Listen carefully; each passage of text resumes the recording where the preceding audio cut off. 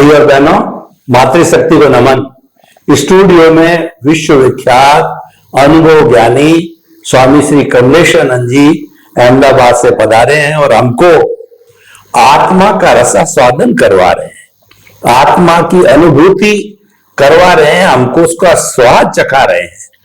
तो हम इनके प्रति बहुत कृतज्ञ हैं और आप भी हमारे साथ बराबर जुड़ते रहिए, एक एक चीज को ध्यान से सुनिए, समझिए और आपका कोई भी प्रश्न वगैरह हो आप करते रहिए, क्योंकि ये सेशन जिज्ञासा का सेशन है। जब आपकी जिज्ञासा आएगी, नए प्रश्न बनेंगे, स्वामी जी का नया नया उत्तर हमको प्राप्त होता रहेगा। स्वामी जी, आपका सभी श्रोताओं की तरफ से बहुत बहुत धन्यवाद, अभिवादन, सत्कार। जय सच्चिदानंद। जय सच्चिदानंद।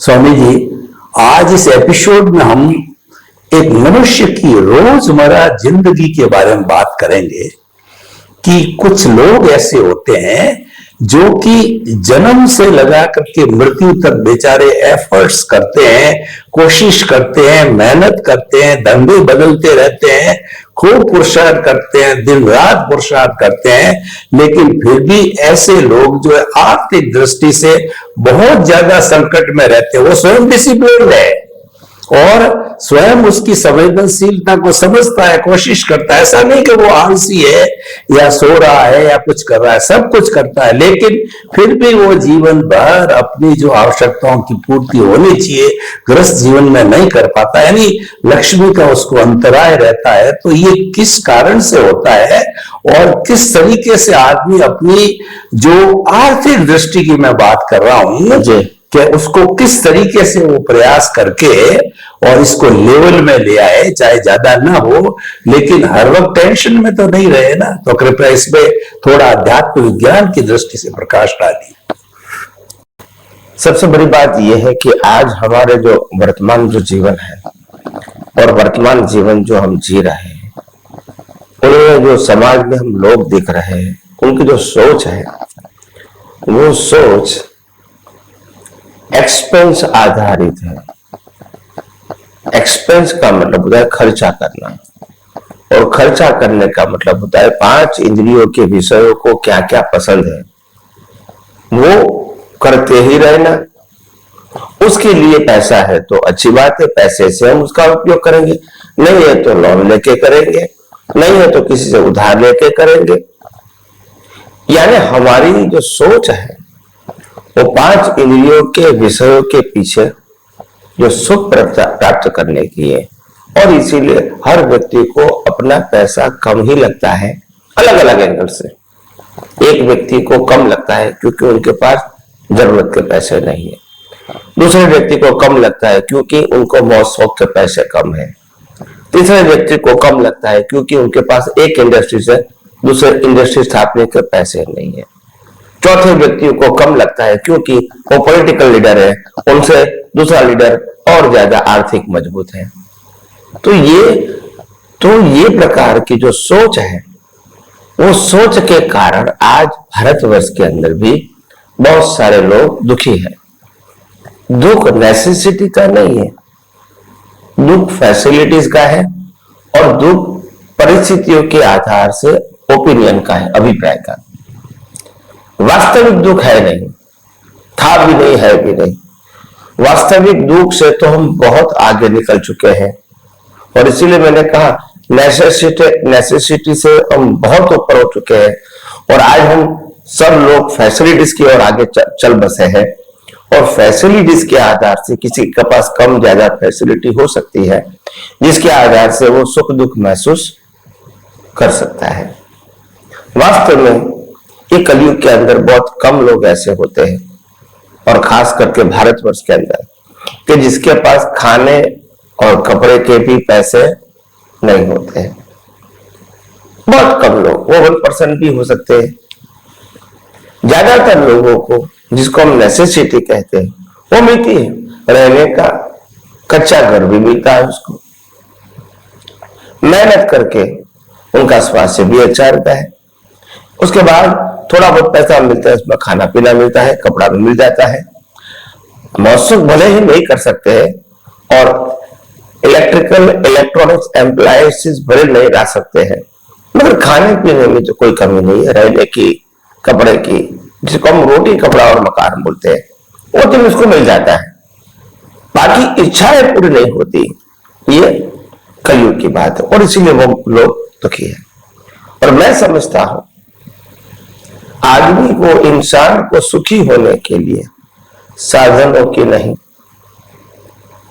पैसे की नहीं, सही दृष्टि की जरूरत है। हमारे पास, हमारे नीचे व्यक्ति के पास से कितना ज्यादा है वो देखोगे तो आप हर समय सुख महसूस कर सकोगे, मगर आप ऊपर वाले को देखेंगे तो हर समय दुख महसूस कर सकोगे। ये दृष्टि की बात है। अवस्था तो अवस्था है, मगर आप किससे कंपेयर करते हैं उसके आधार से आप सुखी दुखी हो सकते हैं। तो ये तो आपकी दृष्टि की बात है, ये कोई वास्तविकता नहीं है। और इसीलिए मैंने कहा हमारी सोच बदलो और नेसेसिटी के लिए ही सोचो, और ज्यादा सोचने की जरूरत नहीं है।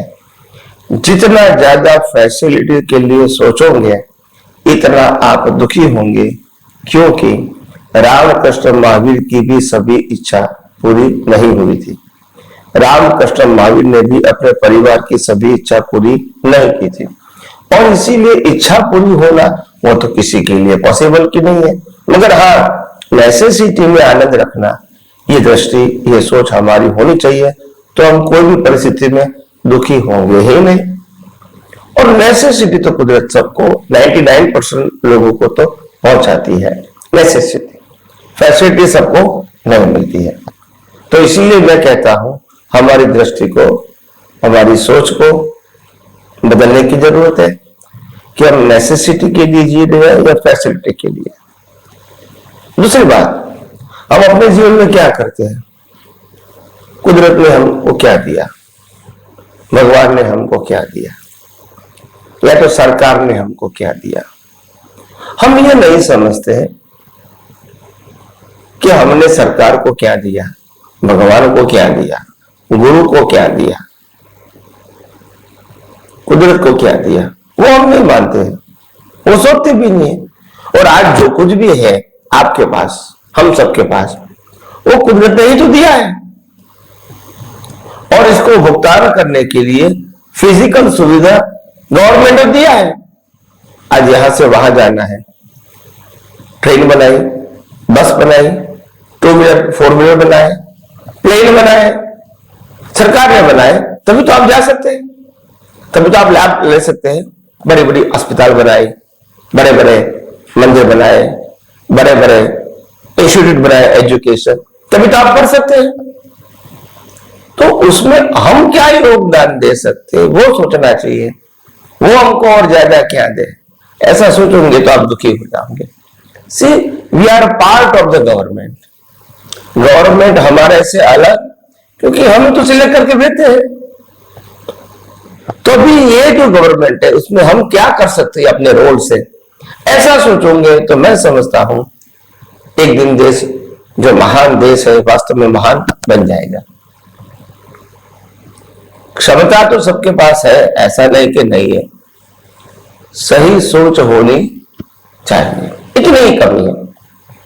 तो इसीलिए मैंने कहा ये आध्यात्म विज्ञान के अंदर जैसे जैसे आगे जाएंगे तो हम समझेंगे कि हमारी कमियों की वजह से, हमारी गलत दृष्टियों की वजह से, हमारी गलत सोच की वजह से हम दुखी हैं, नेसेसिटी के लिए दुखी नहीं है। जय सच्चिदानंद। स्वामी जी, आपका बहुत बहुत धन्यवाद, कृतज्ञता समस्त श्रोताओं की तरफ से। आपकी बातों से मैं ये समझा, नीड और ग्रीड, एक सामान्य व्यक्ति परिवार की रोटी कपड़ा मकान शिक्षा चिकित्सा, ये भरण पोषण के लिए आवश्यक नीड है। इसको समाज ने अलाउ किया, सरकार ने अलाउ किया, सब परिवार ने अलाउ किया, वो जायज है, करनी चाहिए। लेकिन ग्रीड तो आकाश के समान अनंत है, इच्छाओं का कोई अंत नहीं होता है।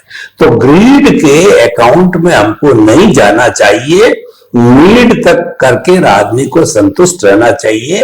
ये समाधान आपके चिंतन से हमको मिला। स्वामी जी, व्यक्ति पुरुषार्थ का आज पूरे दुनिया में डंका बजता है, जिससे बात करो पुरुषार्थ करो, पुरुषार्थ करो। हर लेवल पे, हर कोण पे पुरुषार्थ की बात आती है और व्यक्ति पुरुषार्थ करता है। बच्चा कंपटीशन में, 10th में, 11th में, ये कंपटीशन, वो कंपटीशन करता रहता है और खूब मेहनत करता है, कोई कमी नहीं है। लेकिन व्यक्ति इतनी मेहनत करने के बाद भी वो जैसा बिल्कुल सही लाइन पे चल रहा है, लेकिन चलते चलते भी जब उसको रिजल्ट आता है 1 बार, 2 बार, 3 बार, 4 बार, यानी जो व्यक्ति चाहता है वो होता नहीं है। और ऐसे इंसिडेंट्स जीवन में बहुत बार आकर के आदमी निराश हो जाता है। तो जो चाहते हैं वो होता क्यों नहीं, इसका कारण क्या है, जबकि वो राइट डायरेक्शन में पुरुषार्थ कर रहा है। और अगर जो हो जाता है तो फिर व्यक्ति को क्या चिंतन करना चाहिए ताकि उसके जीवन में कोई दुख, कष्ट, प्लेजर्स, मिजरीज वगैरह नहीं आए, तो कृपया मार्गदर्शन कीजिए अध्यात्म विज्ञान की दृष्टि से। जय सच्चिदानंद। हर व्यक्ति प्रयास करती है और सभी सफल नहीं होती है, कोई भी फील्ड में। और हमारे सफलता और निष्फलता का जो टेरिटरी है, क्राइटेरिया है, अंडरस्टैंडिंग है, वो बहुत लिमिटेड है। हम जीवन में सफल होते हैं या निष्फल होते हैं, ये पूरी सृष्टि का एक हिस्सा के रूप में होते हैं। तो हिस्से के रूप में जब देखोगे तो आपका क्या रोल है, वो समग्र सृष्टि डिसाइड करेगी कि यहाँ आपको सफल होना है या सफल नहीं होना है। ये आपका रोल के मुताबिक आप डिसाइड नहीं कर सकते हैं कि मैं सफल हूं या नहीं हूं, भले प्रयास करो, आप डिसाइड नहीं कर सकते। ये यूनिवर्स के अंदर जो परिस्थितियां हो रही है साइकिल की तरह, सर्कल की तरह, उसमें आप हिस्सा है। कोई चीज को काम करने में ज्यादा समय लगता है, नॉर्मली 1 दिन में जो काम होने वाला है वही काम हम 10 दिन के बाद करते हैं, कर सकते हैं 10 दिन के बाद, ऐसी नौबत आता रहती है। तो समझ लेना कि आगे का काम उस प्रकार से 10 दिन के बाद ही शुरू होने वाला है। तो वेटिंग पीरियड तो होता नहीं है, और इसीलिए आपको लगता है कि जो काम 1 दिन में होने वाला है वो 10 दिन के बाद क्यों हुआ, हमारा समय गंवाया। वास्तव में ऐसा नहीं है। वास्तव में उसके आगे की प्रक्रिया जो है वो जहां तक सेटिंग नहीं आएगा वहां तक वो कार्य होगा नहीं। तो ये हमारी दृष्टि बहुत छोटी है। हम इतने स्वार्थी हो गए और इतने व्यक्तिगत हो गए, इंडिविजुअल हो गए कि जिसके कारण हम दुनिया की जो रचना है और जो साइकिल चलती रहती है उनका एक छोटा हिस्सा है, ऐसा नहीं मानते हैं। हम अपने आप को पूर्ण मानते हैं और पूर्ण की तरह करना चाहते हैं। हालांकि आत्मा की दृष्टिकोण से तो आप पूर्ण है ही, प्रकृति की दृष्टि से कोई भी व्यक्ति पूर्ण हो ही नहीं सकता, और इसीलिए पूर्ण होने का तो कोई काम बात ही नहीं है।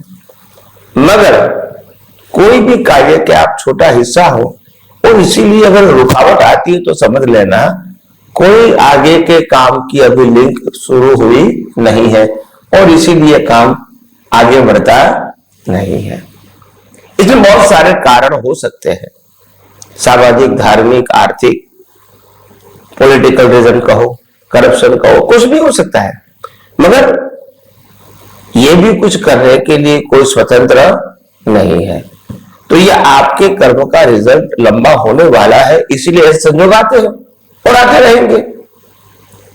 अगर कोई व्यक्ति को शादी करना है, तय कर दिया परिवार ने, सेट कर दिया दोनों परिवार ने शादी करने के लिए, और जैसे ही शादी करने का दिन आया अगले दिन ही हस्बैंड को एक्सीडेंट हो गया और उसके हाथ पांव टूट गए। अभी 6 महीना तो कम से कम इसको रहना पड़ेगा अस्पताल में, फिर उसको प्रैक्टिस करानी पड़ेगी। तो ये संयोग हुआ। अभी ये संयोग देख के लड़की वाला क्या कहेगा, हमको शादी नहीं करनी है। तो लोग क्या कहेंगे, ये लड़की वाले घूम गए। अगर शादी करने के बाद हुआ होता तो क्या, भाई तुम जिस प्रकार से मायना आईना रखते हो, तुम जिस प्रकार से बातों को रखते हैं, आप ये क्यों भूल गए कि उनकी शादी नहीं होने वाली थी, इसीलिए हुआ, ये हुआ इसीलिए उन्होंने मना किया, ये तुम गलत बोल रहे हो, ये तुम्हारी सोच गलत है। ये नहीं होने वाला था, मगर उस प्रकार उस समय कोई कारण नहीं दिखता था ना कहने का, मगर ना कहना था, अंदर पेंडिंग पड़ा था, मगर संजोग नहीं था। जैसे संजोग आया सामने वाले ने मना कर दिया, तो मना होने वाला था, इसीलिए संजोग हुआ और बात लंबी हो गई। तो हमारी जो देखने की जो सोच है उसको करेक्ट करने की जरूरत है। हम अपने आप के स्वार्थ के लिए सोचते हैं, हम यूनिवर्सल की साइकिल को नहीं सोचते कि हम साइकिल का छोटा सा हिस्सा है, ऐसा नहीं समझते। और एक व्यक्ति हजारों व्यक्तियों के साथ मिलीजुली होती है कर्मों के हिसाब से, तो सभी व्यक्तियों के साथ हिसाबों का एक ड्यू डेट होता है। क्या होता है? Due date. तो बिना ड्यू डेट कैसे काम होगा?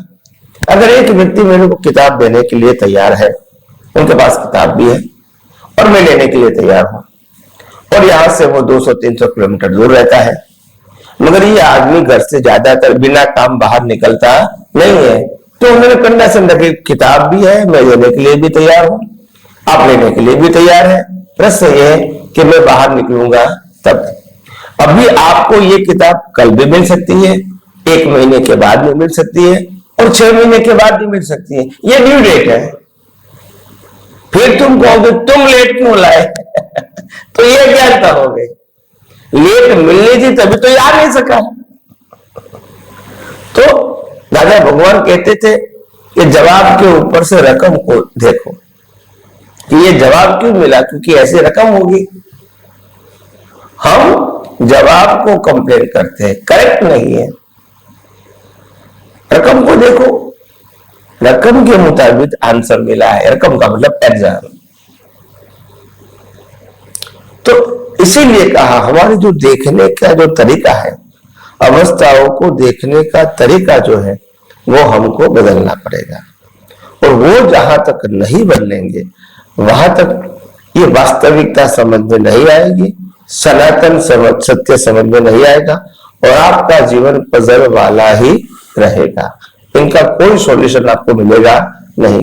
आप पजल में ही रहेंगे, आप प्रयास करते रहेंगे, मगर पजल के साथ प्रयास करते रहेंगे।